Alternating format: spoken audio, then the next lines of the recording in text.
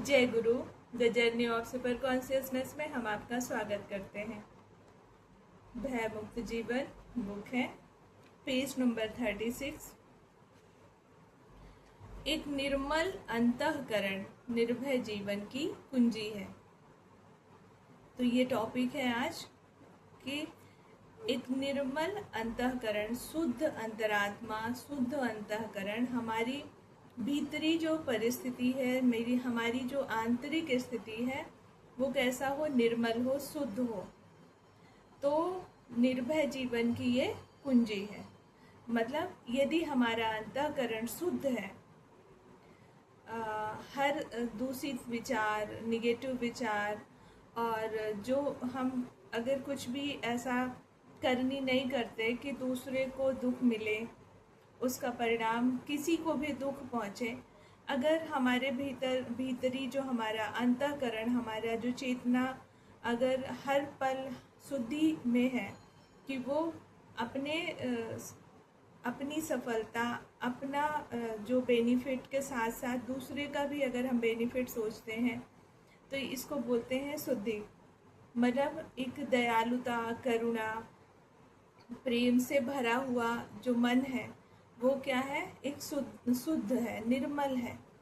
तो ऐसा जो मन, ऐसा जो निर्मल स्थिति अगर किसी के भीतर है, तो यही हमें निर्भय जीवन जीने की एक कला, मतलब एक कुंजी है, एक पूंजी है, हमारी एक चाबी है कि अगर आप निर्भय जीवन जीना चाहते हैं तो निर्मल स्वभाव, शुद्ध स्वभाव के हों, आपका अंतःकरण पूरी तरह से शुद्ध हो। तो गुरु जी के शब्दों से हम सुनते हैं कि क्या कह रहे हैं गुरुदेव।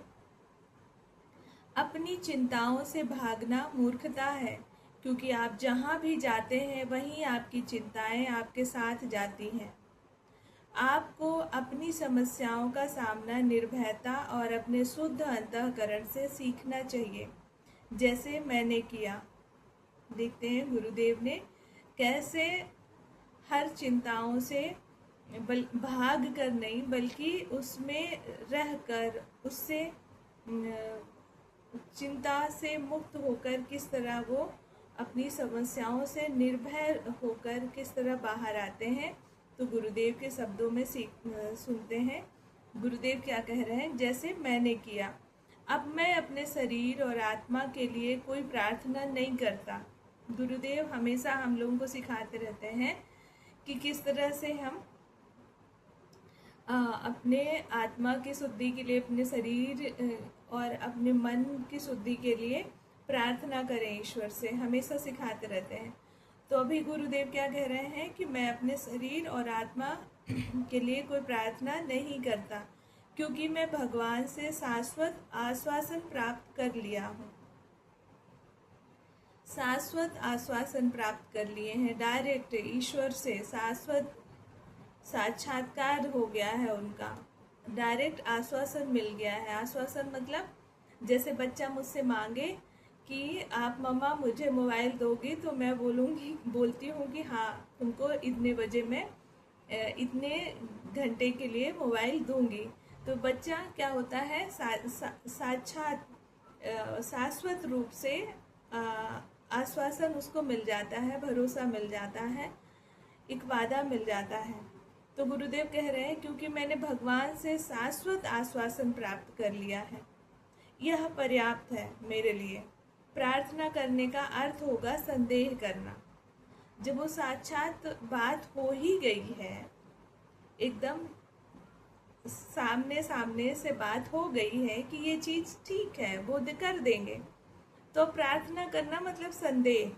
जैसे कि मैं बहुत प्रैक्टिकल, बहुत निजी जीवन के प्रैक्टिकल से समझाती हूँ कि जब मेरा बच्चा रिशु जब बोलता है कि मम्मा आप मुझे मोबाइल दोगी ना, जैसे अभी वो उसने गलती करा, मान लो मॉर्निंग में मैं उसको अक्सर पनिश करती हूँ कि अगर वो मॉर्निंग में लेट उठा, स्कूल के लिए लेट होता है, तो मैं बोलती हूँ कि तुम्हें आज फ़ोन नहीं मिलेगा, तो इसलिए वो जल्दी उठता है। लेकिन फिर भी अगर 5-10 मिनट लेट हो गया तो वो पहले ही मेरे से पूछता है आश्वस्त होने के लिए कि मैं उठ गया हूँ टाइम से मैं रेडी हो गया हूँ, क्या आप मुझे फ़ोन दोगी ना?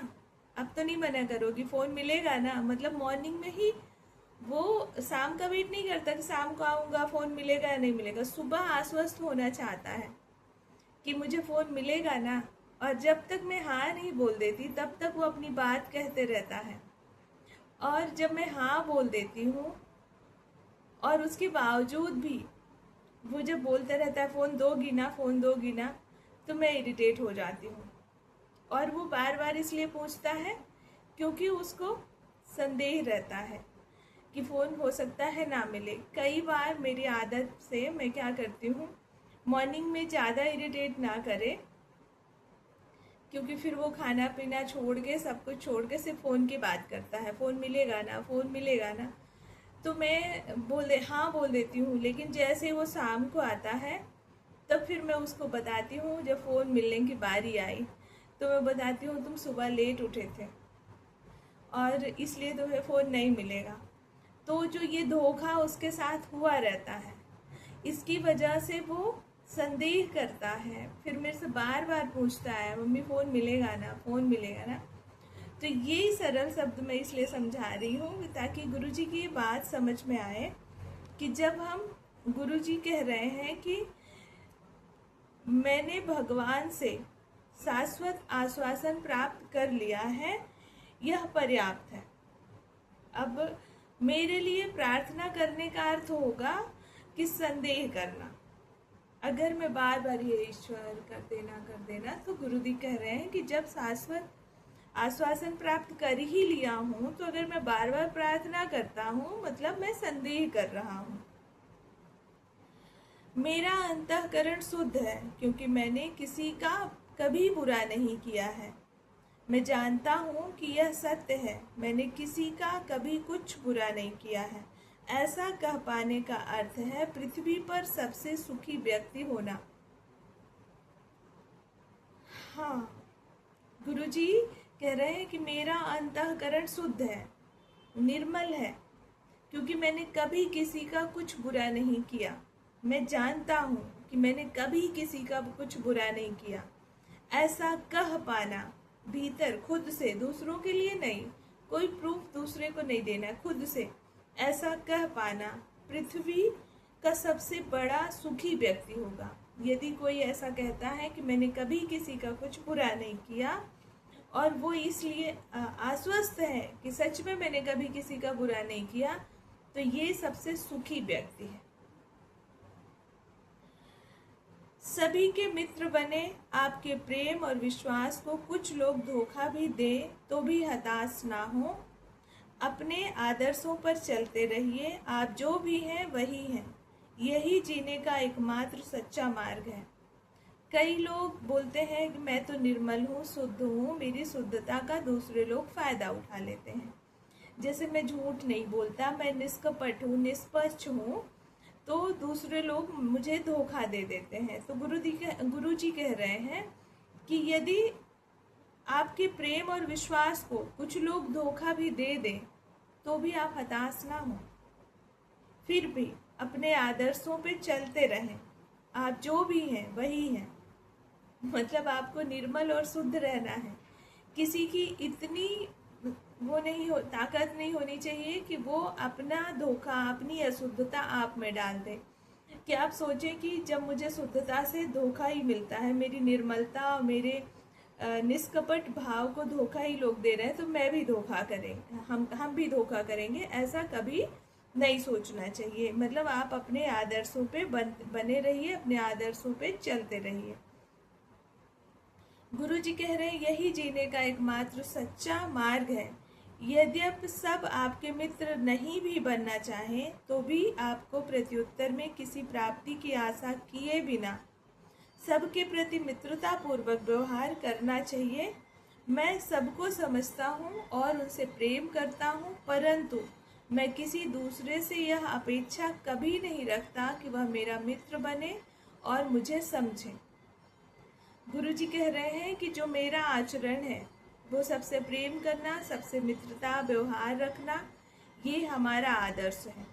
पर इसका ये मतलब नहीं कि मैं दूसरे से भी अपेक्षा करूं कि सामने वाला मुझे समझे और मेरे से मित्रतापूर्ण व्यवहार करे। उसका जो आदर्श है, उसके जो स्वभाव है, जैसा भी है वो उसको मुबारक हो। इस सिद्धांत के बल पर मैं स्वयं में और सारे संसार के साथ शांति में रहता हूँ और चिंता का कोई कारण अनुभव नहीं करता। यही कारण है कि वो बोल रहे हैं कि आज तक मैंने किसी का बुरा नहीं किया, इवन बुरे व्यक्ति का भी मैंने बुरा नहीं किया। मित्रता की निधि आपकी सबसे समृद्ध संपदा है, क्योंकि यह इस जीवन से परे भी आपके साथ जाती है। आपने जो भी सच्चे मित्र बनाए हैं उन्हें आप परमात्मा के धाम में पुनः मिलेंगे, क्योंकि सच्चा प्रेम कभी नष्ट नहीं होता। दूसरी ओर घृणा भी कभी नष्ट नहीं होती। जिससे भी आप घृणा करते हैं उसे बार बार आप अपनी ओर आकर्षित करते हैं। जब तक आप उस तीव्र घृणा से मुक्त ना हो जाएं, आपको क्या कह रहे हैं गुरुदेव कि जो सच्चे मित्र हैं आपके, वो आपके साथ जाएंगे। ये जो मित्रवत व्यवहार आचरण है आपका, ये मित्रता आपके लिए हमेशा के लिए है, इस जन्म के बाद भी, इस जीवन के बाद भी। लेकिन जो शत्रु हैं और आप बार बार अपने दिमाग में शत्रुता की वजह से रख रहे हैं, वो भी आपके साथ रहेंगे। तो कह रहे हैं कि इस घृणा की वजह से आप उनको आकर्षित करते रहेंगे अपनी ओर, जब तक आप उस तीव्र घृणा से मुक्त ना हो जाए। तो इसीलिए बोलते हैं कि घृणा नहीं करनी चाहिए किसी से, न्यूट्रल हो जाए। आपको अपने शत्रुओं से भी घृणा नहीं करनी चाहिए, क्योंकि कोई भी पूर्णतः बुरा नहीं होता। यदि आप किसी को कोई ऐसा पियानो बजाते सुनते हैं जिसका एक स्वर बेसुरा हो, तो उस पूरे पियानो को बेसुरा मानने की आपकी प्रवृत्ति है। कोई भी व्यक्ति पूरा का पूरा बुरा नहीं होता। कह रहे हैं कि यदि कोई व्यक्ति पियानो बजा रहा है और बहुत बेसुरा बजा रहा है, तो इसका मतलब ये नहीं कि पियानो ही बुरा है। लेकिन हम इंसानों की ये प्रवृत्ति है कि हम पियानो ही बुरा मान लेते हैं। मतलब व्यक्ति के कुछ पहलू बुरे हैं जिसकी वजह से हमारा उसका मैच नहीं हुआ, तो हम व्यक्ति को ही बुरा मान लेते हैं। तो कह रहे हैं परंतु दोष केवल एक स्वर में ही है, उसे ठीक कर लीजिए और आप देखेंगे कि पियानो बिल्कुल ठीक है। ईश्वर अपनी सब संतानों में रहते हैं। किसी से घृणा करने का अर्थ है, ओह, ये जो पियानो वाली बात थी, पियानो की किसी एक बटन में खराबी है तो पियानो ठीक से नहीं बज रहा है, बेसुरा हो जा रहा। तो इसका मतलब ये नहीं कि पियानो पूरा ही खराब है, बल्कि वो एक बटन ठीक कर लेंगे, एक जो स्वर है वो ठीक कर लेंगे, तो पूरा पियानो देखेंगे कि अच्छा है। वैसे ही किसी विशेष व्यक्ति में जो भी बुराई है जिसकी वजह से हमारी उसकी मुठभेड़ हुई, दुश्मनी हुई, तो हम पूरा का पूरा उस व्यक्ति को ही बुरा देखने लगते हैं। तो कह रहे हैं गुरुदेव कि उसे ठीक कर लीजिए, आप देखेंगे कि पियानो बिल्कुल ठीक है। वैसे ही ईश्वर अपनी सब संतानों में रहते हैं। किसी से घृणा करने का अर्थ है अपने और दूसरों में ईश्वर को नकार देना। यह पृथ्वी ईश्वर की प्रयोगशाला है। हम अपने आप को सांसारिक अनुभवों की आग में जलाते हैं ताकि हमारी चेतना की मैल के नीचे दबी हमारी दिव्य अमरता एक बार फिर प्रकट हो जाए। तो कह रहे हैं कि किसी से घृणा करने का अर्थ है कि अपने और दूसरों में ईश्वर को नकार देना।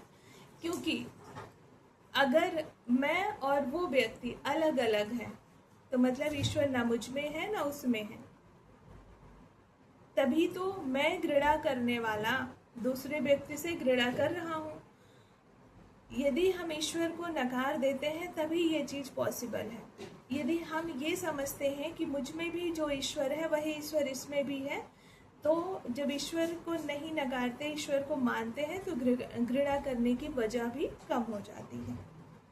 तो कह रहे हैं कि सबसे प्रेम कीजिए, स्वयं पर भरोसा रखिए और चिंता मत कीजिए। अपनी समस्याएं ईश्वर को समर्पित कर दें। जब आप चिंता करते हैं तो आप अपनी अंत्येष्टि को स्वयं आयोजित करते हैं। आप अपनी चिंताओं द्वारा जीते जी दफनाया जाना तो नहीं चाहते। प्रतिदिन चिंताओं में दुखी होकर क्यों मरते रहें? आपको किसी भी स्थिति से क्यों न गुजरना पड़ रहा हो, निर्धनता, अस्वस्थता, दुख, इसे स्मरण रखिए कि इस पृथ्वी पर कोई न कोई अवश्य है जो आपसे 100 गुना अधिक दुख उठा रहा है। आप स्वयं को इतना अभागा मत माने, क्योंकि वैसा मानने से आप स्वयं को पराजित कर देते हैं और ईश्वर के सर्वशक्तिमान प्रकाश को, जो आपकी सहायता करने के लिए अत्यंत उत्सुक है, अपने जीवन में प्रवेश करने से रोक देते हैं। तो गुरुदेव का कहने का मतलब है कि यदि कभी भी किसी भी समय आप बहुत ज़्यादा दुखी हैं, बहुत ज़्यादा निर्धन हैं, बहुत ज़्यादा आश्वस्त हैं, तब भी आप आशावादी बने रहें। ईश्वर की तरफ मुख लगाए बैठे रहें, ईश्वर की तरफ टकटकी लगाए बैठे रहें और ये देखें कि मेरे से भी ज़्यादा कितने लोग दुखी हैं। तो इस तरह जब आप आशावादी बने रहते हैं, एक उम्मीद बनी रहती है, तो ईश्वर की जो सहायता है वो मिलती है। जब आप निराशावादी हो जाते हैं, टेंशन और चिंताएं पैदा करते हैं, तो अपने ब्रेन में एक अवरोध पैदा कर लेते हैं, जिससे ईश्वरीय सहायता आपको मिलना बंद हो जाती है। आप अपने आप को उसमें जकड़ लेते हैं चिंताओं में। तो जो ऊर्जा का बहाव है, जो आकर्षण है ईश्वर चेतना का, वो अवरोध पैदा हो जाता है, जिससे आप ईश्वर से दूर होते जाते हैं। आपका हृदय रूखा सूखा हो जाता है। मानसिक लेवल पे, शारीरिक लेवल पे, आत्मिक लेवल पे आप श्रिंक हो जाते हैं। Thank you. जय गुरु।